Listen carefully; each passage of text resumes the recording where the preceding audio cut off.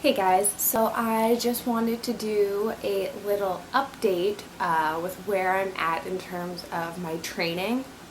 So if you saw like my New Year, New Programming video, I started doing DUP training, and I've actually had to stop that over the past week because I injured my AC joint in my shoulder. It's kind of like between your shoulder and your clavicle.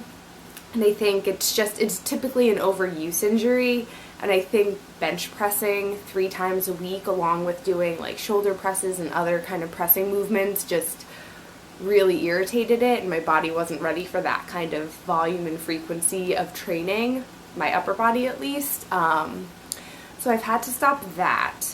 So I've been taking upper body very, very easy, very, very light, not really doing too much upper body work. I can still train legs no problem, which is good because that's kind of where my focus is right now in terms of building muscle.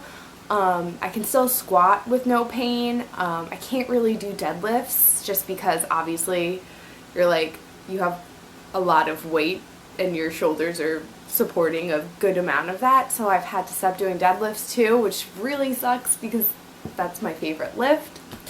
So that's where I'm at in terms of training. So it kind of sucks. Like, injuries are obviously not fun. Nobody likes to be injured, but I want to be smart about it. I want to just rest it, let it heal, don't push it. Hopefully it'll get better. So that's where the hope is at right now. My body, I know the difference between soreness and pain, and usually with some rest, things like this, especially like a joint issue, because I've had joint issues in the past, it resolves itself. I've been icing it, doing heat every now and then, just not really doing anything that causes any pain. So upper body movements are limited, pretty much like curls and push downs and things like that. Rows don't irritate it at all, but pressing movements are really kind of what causes pain. But it's been feeling better over the course of the past week since I've stopped bench pressing and doing those kinds of movements, so I'm hoping that with a little more rest things will be good and then I can ease back into doing a wider variety of things, particularly deadlifts. But anyways, so today's main focus of this video is a leg workout that I did yesterday. Today's Saturday, so yesterday, Friday. And this was kind of a different leg workout than I'll typically do.